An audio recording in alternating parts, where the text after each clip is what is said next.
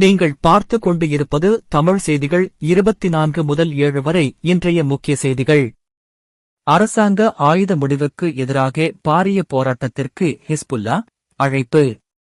Yemen சனாவில் இஸ்ரேலிய ஆக்கிரமிப்பில் 6 பேர் தியாகிகள், 86 பேர் காயமடைந்தனர்.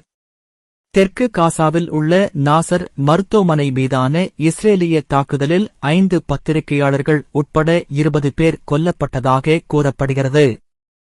ஏமன் மக்களுக்கு நியாயமற்ற முறையில் விரோதமாக இருப்பவர்கள் சுயநினைவுக்கு வருமாறு பிரதமர் அழைப்பு விடுத்துள்ளார். கஸ்ஸம் அரசாங்கம் மற்றும் இராணுவத்தின் பங்கை வலியுறுத்துகிறார். இனி விரிவான செய்திகள். அரசாங்க ஆயுத முடிவுகளுக்கு எதிராக வெகுஜன போராட்டத்திற்கு ஹெஸ்புல்லா அழைப்பு. லெபனானின் இறையாண்மையை குறைமதிப்பிற்கு உட்படுத்துவதாக அவர்கள் விவரித்த சமீபத்திய அரசாங்க முடிவுகளை நிராகரிப்பதை நோக்கமாகக் கொண்டு ஹெஸ்புல்லாவும் அமல் இயக்கமும் ஆகஸ்ட் 27 அன்று ஒரு வெகுஜன போராட்டத்திற்கு அழைப்பு விடுத்துள்ளன.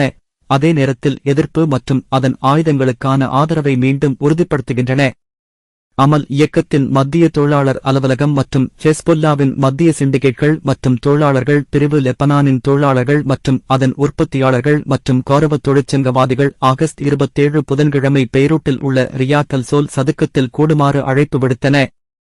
திங்கட்கிழமை வெளியிடப்பட்ட ஒரு கூட்டு அறிக்கையில் இந்த போராட்டம் ஆகஸ்ட் 5 மற்றும் 7, 2025 அன்று வெளியிடப்பட்ட அரசாங்க முடிவுகளுக்கு ஒரு பிரதிபலிப்பாகும் என்று இரு கட்சிகளும் வலியுறுத்தின.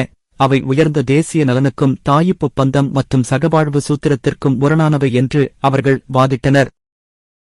ஏமன் 6 தியாகிகள், 86 பேர் சனாவில் இஸ்ரேலிய ஆக்கிரமிப்பில் காயமடைந்தனர். ஏமன் தலைநகரில் சமீபத்திய இஸ்ரேலிய ஆக்கிரமிப்பால் பாதிக்கப்பட்டவர்களின் எண்ணிக்கை 6 தியாகிகள் மற்றும் 86 பேர் காயமடைந்துள்ளனர் என்பதை சனா அரசாங்கத்தின் சுகாதார அமைச்சகம் திங்களன்று உறுதிப்படுத்தியது. காயமடைந்தவர்களில் 7 குழந்தைகள் மற்றும் 3 பெண்கள் அடங்குவர்.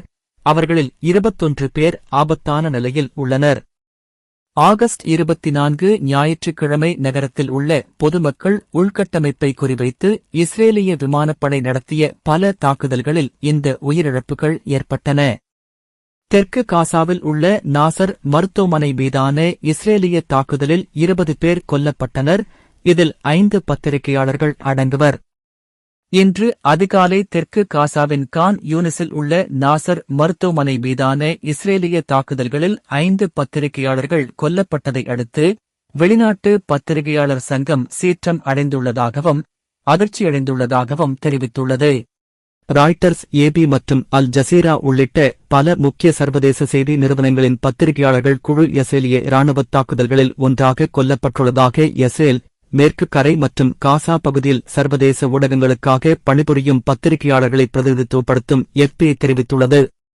காசா போர் தொடங்கியதிலிருந்து சர்வதேச ஊடகங்களுக்காக பணிபுரியும் பத்திரிகையாளர்கள் மீது இஸ்ரேல் நடத்திய மிகக் கொடிய தாக்குதல்களில் இதுவும் ஒன்று என்று அது கூறுகிறது. இந்த தாக்குதல்கள் மருத்துவமனையின் வெளிப்புற படிக்கட்டுகளை தாக்கின. அங்கு பத்திரிகையாளர்கள் அடிக்கடி தங்கள் கேமராவுடன் நின்றிருந்தனர். மேலும் அவை எந்த எச்சரிக்கையும் இல்லாமல் நடந்ததாக ஏபிஏ மேலும் கூறுகிறது. இந்த அமைப்பு ஆர்டிஎஃப் மற்றும் பிரதமர் அலுவலகத்திடம் இருந்து விளக்கத்தையும் பத்திரிகையாளர்களை குறிவைக்கும் இஸ்ரேலின் வெறுக்கத்தக்க நடைமுறையை முடிவுக்கு கொண்டு வருவதையும் கோருகிறது. ஏமன் மக்களுக்கு நியாயமற்ற முறையில் விரோதமாக இருப்பவர்கள் தங்கள் நினைவுக்கு வருமாறு பிரதமர் அழைப்பு விடுக்கிறார். அதே இலக்குகளுக்கு எதிரான அமெரிக்க இஸ்ரேலிய ஆக்கிரமிப்பு மீண்டும் மீண்டும் ஏமனில் எதிரியின் திறமையின்மையையும் மோசமான உளவுத்துறை தோல்வியையும் வெளிப்படுத்துகிறது என்று பிரதமர் அகமது அல் ரஹாவி திங்களன்று வலியுறுத்தினார்.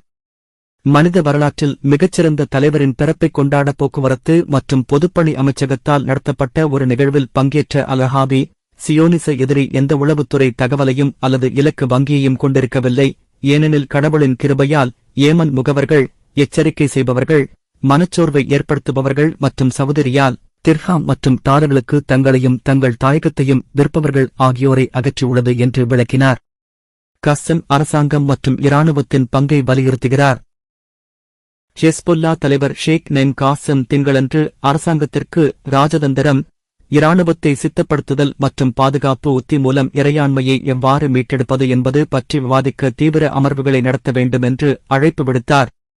லெபனானில் நமது பிரச்சினைகளை தீர்க்க விரும்பினால் முதலில் ஆக்கிரமிப்பை நிறுத்துதல், இஸ்ரேலின் பின்வாங்கல், மறுகட்டமைப்பு மற்றும் கைதிகளை விடுவித்தல் ஆகியவை தொடங்க வேண்டும். மேலும் இந்த இறையாண்மையை அடைவதற்கான திட்டத்தை வகுப்பதற்கு இன்றைய அரசாங்கம் பொறுப்பாகும் என்று மறைந்த மத அறிஞர் ஷேக் அப்பாஸ் அலி அல் மௌசாவியை நினைவுகூர்ந்து தொலைக்காட்சியில் ஒளிபரப்பப்பட்ட உரையில் காசிம் கூறினார். எதிர்ப்பு இராணுவத்திற்கு மாற்றாக இல்லை, மாறாக அதை ஆதரிக்கிறது என்று குறிப்பிட்ட காசிம், இராணுவம் நாட்டை பாதுகாப்பதற்கு முதன்மையாக பொறுப்பான கட்சியாக உள்ளது என்று வலியுறுத்தினார். எதிர்ப்பு ஆக்கிரமிப்பை தடுக்காது, மாறாக அதை எதிர்கொள்கிறது என்று அவர் சுட்டிக்காட்டினார்.